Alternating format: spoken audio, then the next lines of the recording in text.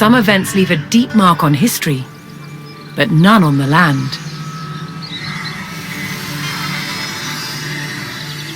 This is the site of the Battle of Hastings.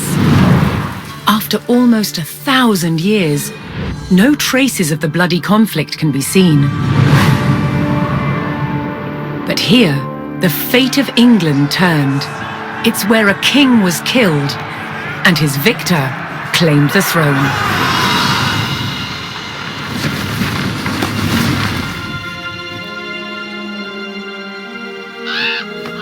October 14th, 1066. We know what happened here on this day, thanks to this. The Bayeux Tapestry. A carefully preserved illustrated record of events. It shows the main players. Harold, the newly crowned Anglo-Saxon King of England, and his challenger, William, Duke of Normandy. William claimed the previous king had promised him the crown. So, he assembled an army and prepared to sail to England to fight King Harold for the throne. But a storm thwarted his plans. Meanwhile, Harold discovered that a Viking invasion had landed in the north. Another threat to his crown. So he raced to fight them. In France, William waited for the right conditions to sail across the Channel to England.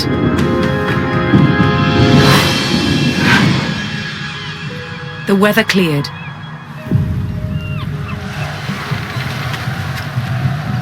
He seized his chance.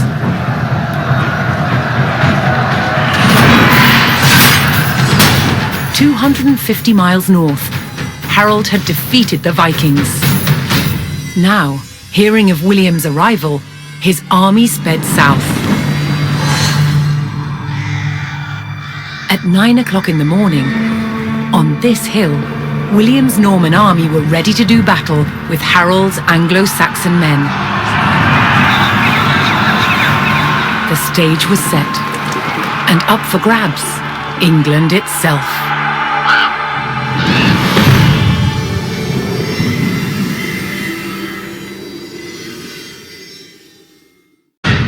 At Guédelon in France, to understand how castles were constructed, they're building one from scratch, using just the tools and materials of the medieval age. It's a 25-year project, the world's biggest archaeological experiment.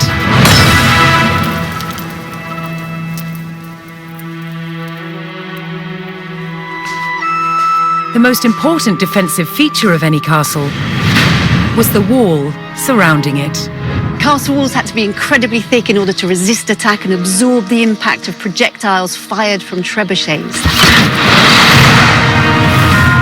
The curtain wall was over 20 feet deep, interspersed with towers. In earlier Norman castles, they were square. But while on crusade, European knights saw that eastern towers were round. They realized that eliminating corners not only made them stronger, but also provided a better view of the surrounding landscape. Completing the walls will take some 30,000 tons of sandstone. Transport costs in the Middle Ages were incredibly expensive. So having a good supply of local stone close to the castle was vital. To extract it from the quarry, first a row of holes is hand-drilled. Once all the holes are ready, I'm ready to put in the iron wedges, and I'm ready to split it open by hitting very hard on each wedge with a big sledgehammer.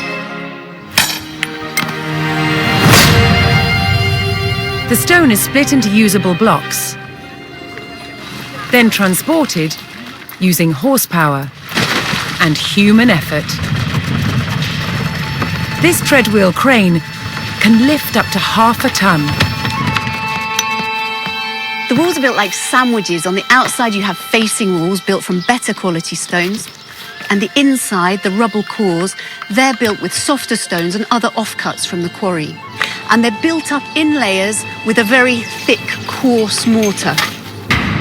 This ingenious method makes the walls better able to withstand hits from a trebuchet.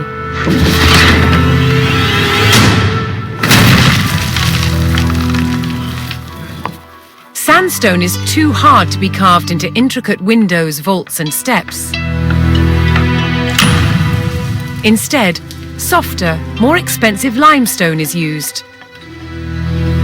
These sophisticated building techniques make castles the ultimate feats of medieval engineering.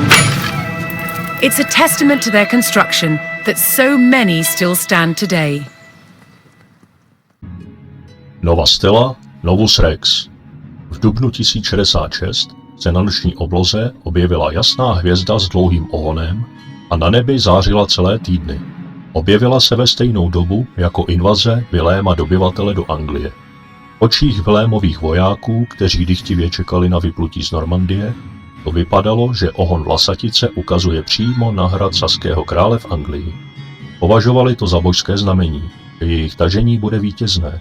Tato astronomická událost se stala inspirací pro bojový pokřik Normanů. Nová stela, Novus Rex, nová hvězda, nový král. Když hvězda zmizela, byl už saský král Harold mrtvý. Padl v bitvě u Hastingsu a na anglický trůn usedl Vilém dobyvatel. Tato vlasatice je vyobrazena i na tapesérii z Bea. A dnes ji známe pod názvem Halleyova kometa. At the Battle of Hastings, the death of one man changed the course of history.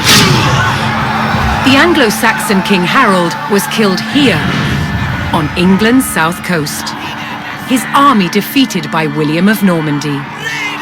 Anglo-Saxon rule was over forever.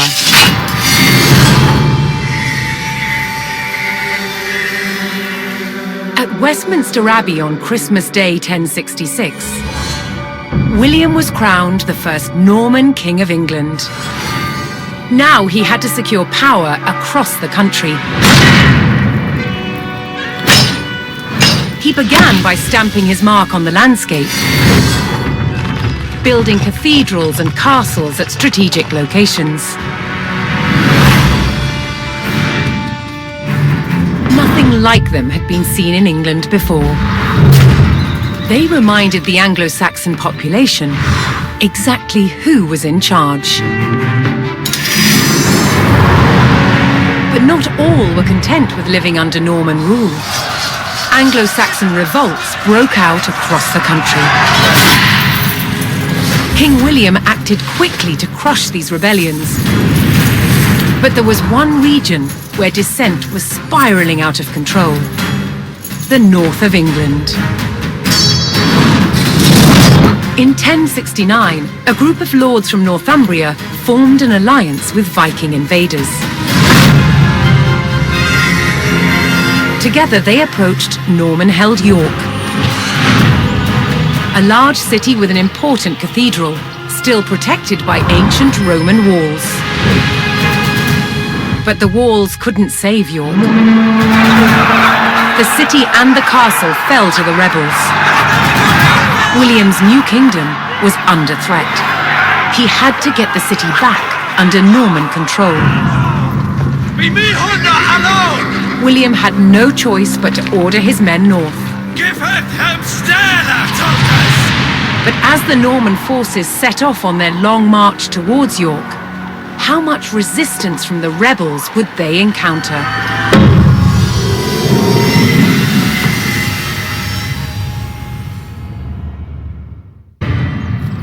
One weapon more than any other dominated warfare in the Norman period: the crossbow.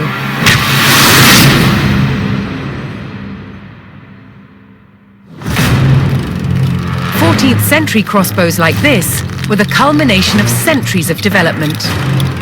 With limbs made of steel, they were incredibly powerful.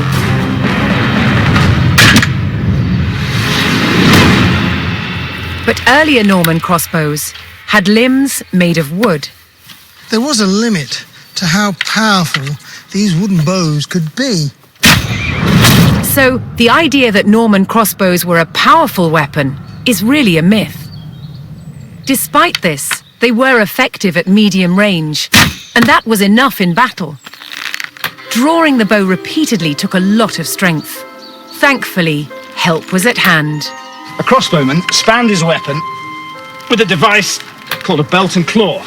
This gave him extra leverage, allowing him to use his back and legs to draw the string.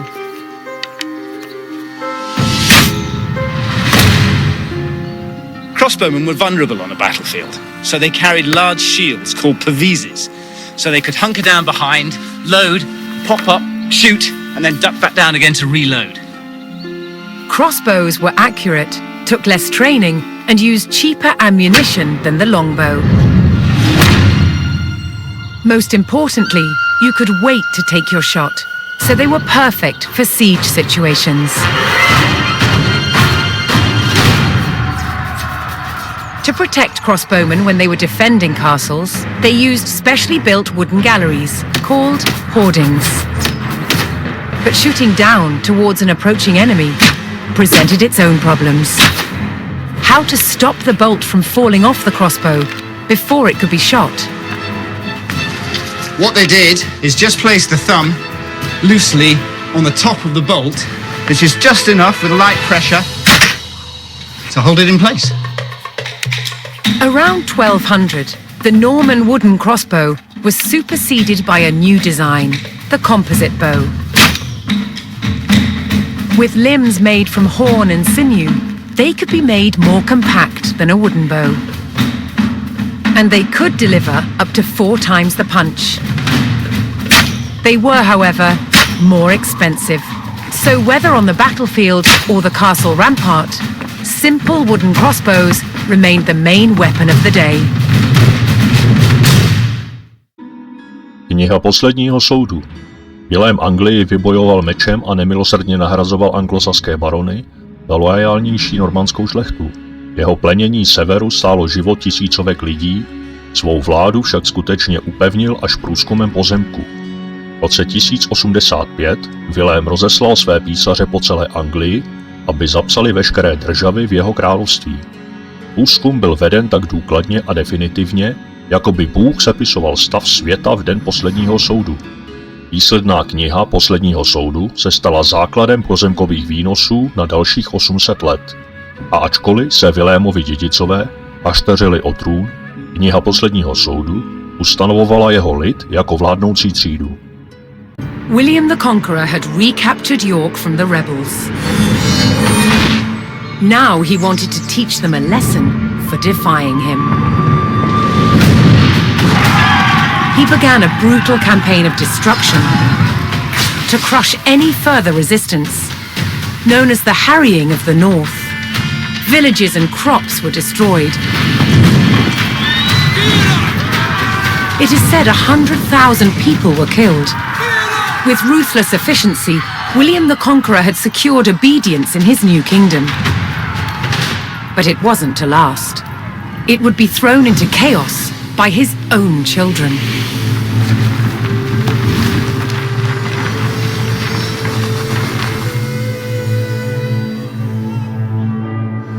When William the Conqueror died in 1087, his favourite son succeeded him, King William II, known as William Rufus. But 13 years into his reign, disaster struck. While out hunting, he was killed.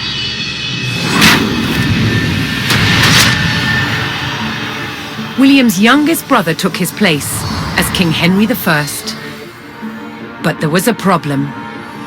At the time, Henry's elder brother, Robert, Duke of Normandy, had been on crusade. When he returned, he was furious that Henry had grabbed the throne.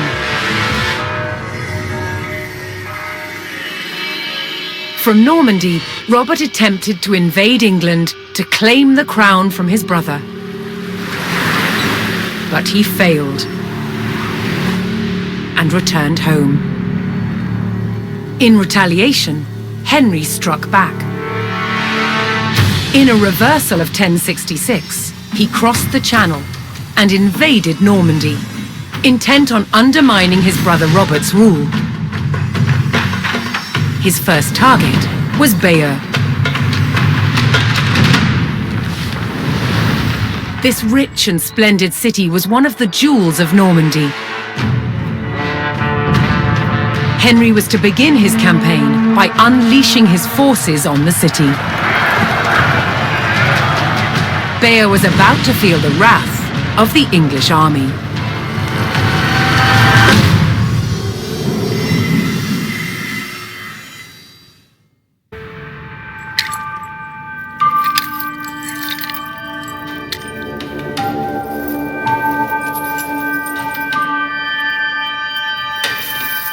By 1100, the medieval knight was dressed from head to toe in mail. Mail is really like a metal fabric.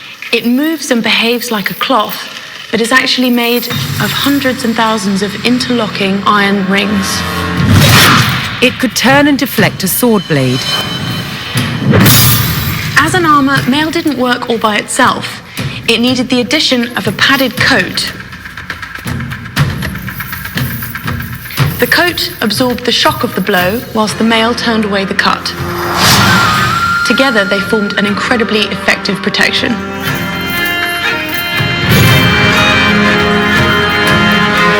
The first stage in making mail was to create wire to the right thickness.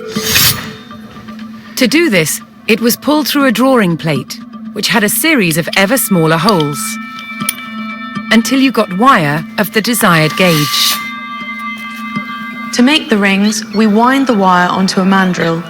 And then we take it off the mandrel and cut the rings.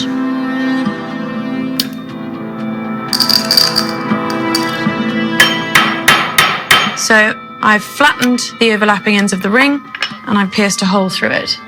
And now Nick has to put a rivet in it. The basic construction of mail would be a ratio of 4:1. So each ring goes through 4 of its fellows. Here you can see I've made a set of 5, which will then be joined to other sets of 5 to create a sheet of mail. Mail had to be tailored to a perfect fit. It had to be shaped for feet and legs, arms and hands, and of course the head. A skilled mail maker could make very precise shapes. Of course, for more complicated parts of the body, like elbows, we can actually tailor it in 2 different directions at the same time. Yeah, so if we fold this in half, we have an elbow. One of the main benefits of tailoring in mail was that it meant a knight didn't have to carry a single ring of extra weight that he didn't need to. The mail to cover a knight from head to toe required about 200,000 rings. High-status knights would have had their mail edged with gold, but most importantly, it had to be functional. Clad in mail with his shield and helmet, the knight was well equipped to face the weapons of the day. While Bayeux burned, King Henry pressed his advantage. Seizing key fortifications and buying the loyalty of powerful lords, Henry loosened his brother's grip over Normandy. At Tinchebray in 1106, brother would fight brother for final claim to their father's lands.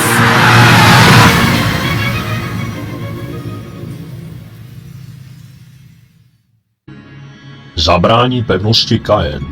Jindřich I. se snažil získat Normandii od svého bratra zpět.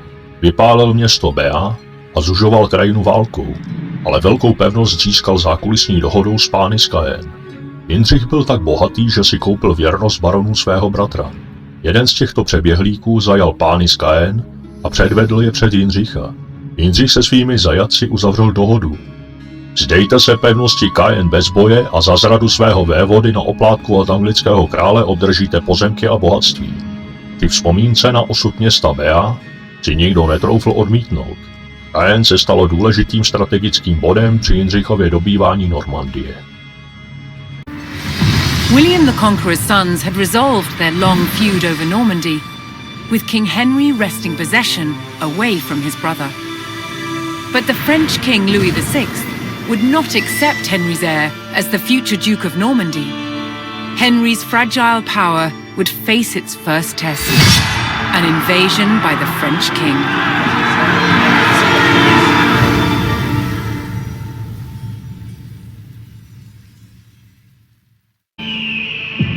Norman domination over England was marked by their imposing castles and new laws. But one passion of theirs also impacted the land: hunting.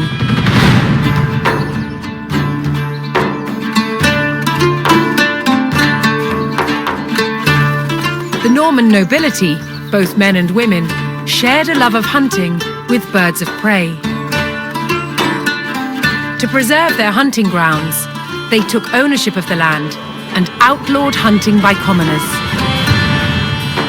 Falcons hunt by flying to a great height, then dive-bombing their prey. They are kept hunting fit, using a lure, a pad of leather with bait attached. This prepared them for catching their prey, usually other birds such as rooks and pheasants.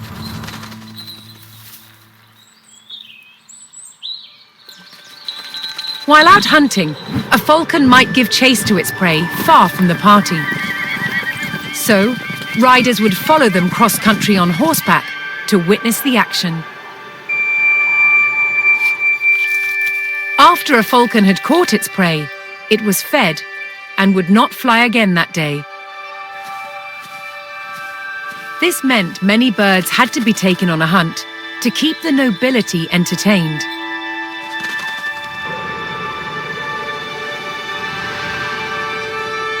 Rather than falcons being carried on horseback, which would jostle them, they were transported on a frame called a cadge. Although falconry was a horseman's sport, hawking was enjoyed on foot. Hawks, unlike falcons, have broad wings and hunt by following their prey in straight flight, often low to the ground, through woodland.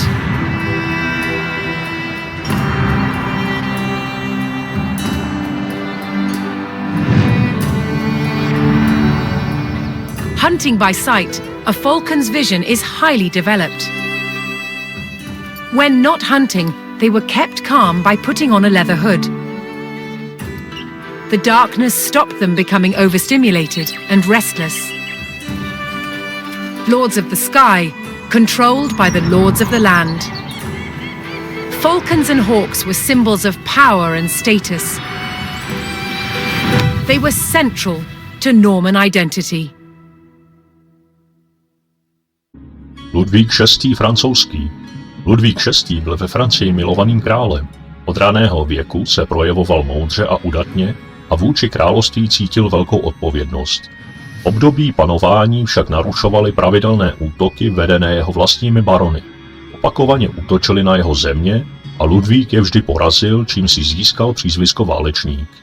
Po letech marného odporu museli šlechtici přijmout Ludvíka za krále a pod jeho vedením jednotně odolávat anglickým útočníkům. V pozdějších letech si Ludvík požitkářsky vychutnával vybrané pokrmy a víno a proto se pro něj navzdory pověsti udatného bojovníka spíše vžilo přízvisko Ludvík Tučný. Stále je na něho však vzpomínáno jako na krále, který bránil chudé a zbožné a který navzdory útrapám dokázal sjednotit rozvrácenou zemi. Děkuji všem za zhlédnutí videa. Pokud se ti video líbilo, určitě zanek like, odběr a dej si zvoneček, aby ti neuteklo další pokračování. Tak zatím ahoj.